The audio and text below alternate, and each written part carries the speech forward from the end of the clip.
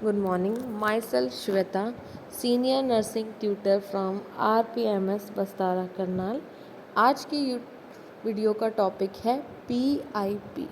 हम PIP एक आपकी ड्रग्स हैं जिनकी फुल फॉर्म है प्रोटोन पंप इनिबिटर। इनका हम यूज़ करते हैं। नाउ अब हम समझते हैं क्या होती हैं। आपको स्टमक का पिक्चर दिख रहा है तो ये इजीली अंडरस्टैंडेबल है कि पीआईपी ड्रग्स किसके लिए काम करेंगी, स्टमक के कुछ फंक्शंस में हेल्प करेंगे। प्रोटोन पंप इनिबिटर्स ये is an anti secretory agents. कैसे हैं? जो सिक्रीशंस हैं उन्हें रोकने के लिए जो एजेंट्स देते हैं उसमें वन ऑफ द एजेंट्स हैं आपके प्रोटोन पंप इनिबिटर। इनका सफिक्स है पैराजोल। फॉर एग्जाम्पल एक कॉमनली यूज़ होने वाले ड्रग्स हैं पेंटाप्रोजोल, ओमिप्राजोल, लेंसाप्रोजोल, इसमाप्रोजोल, डेक्सालेंसाप्रोजोल एंड रेबिप्राजोल। ये सारी ही ड्रग जिसमें से पेंटाप्रोजोल, ओमिप्राजोल, इसमाप्रोजोल और रेबिप्राजोल का कॉमनली आपके डे टू डे लाइफ में इन्हें हम यूज़ करते हैं। इंडिकेशंस हम मेनली इनको पैप्टिक अल्सर्स, क्योंकि अल्सर्स फॉर्म हो गया, एंटी सिक्रेटरी फंक्शन देंगे ताकि जो HCl एक्सेस प्रोड्यूस हो रहा है वो ना हो। हेलिकोबैक्टर पाइलोरी के इरेडिकेशन में भी हेल्प करती हैं। GERD आपकी गैस्ट्रिक ईसोफेजियल रिफ्लक्स डिसीज़, इसमें भी हम इसको देते हैं।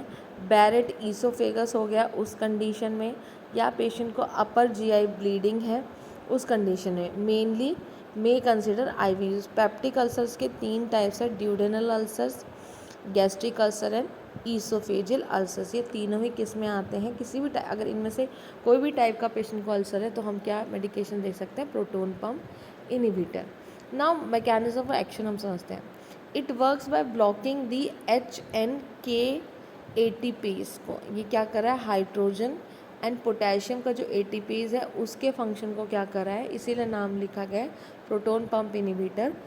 Then suppress gastric acid secretion को ये क्या करता है? सप्रेस करता है। जैसे कि आप देख सकते हैं प्रोटोन पंप इनिबिटर्स हमने दिए हैं तो एसिड जो गैस्ट्रिक ग्लैंड के ल्यूमेन है वहाँ से प्रोड्यूस हो रहा है। ये पैराइटल सेल्स हैं आपके, इसमें कैल्शियम डिपेंडेंट पाथवे है, गैस्ट्रिक एसिटाइल कोलिन है, हिस्टामिन H2 रिसेप्टर एंटागोनिस्ट है। ये सब बेसिकली फंक्शन क्या कर रहे हैं? ये जो H और H पॉजिटिव हाइड्रोजन आयंस है, पोटेशियम आयंस का जो ATPase है उसके फंक्शन को क्या कर रहे हैं? हम ब्लॉक कर रहे हैं। H पाइलोरी इरेडिकेशन कैसे करता है?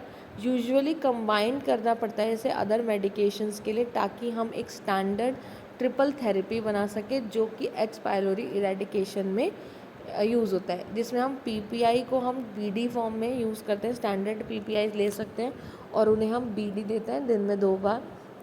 क्लेरेटोमाइसिन आपकी एक एंटीबायोटिक है, 500 mg है, उसे हम एक दिन में 2 बार देते हैं BD में।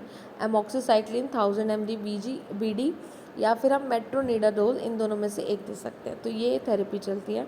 बट अगर ये थेरेपीज़ कैन बी यूज्ड, एक क्वाड्री ट्रिपलेट थेरेपीज़ होती है जिसमें हम 4 के कॉम्बिनेशंस को यूज़ करते हैं। कॉमन साइड इफ़ेक्ट्स क्या हैं? पहला साइड इफ़ेक्ट क्या है कि पेशेंट को क्या होने लगता है? हेडेक।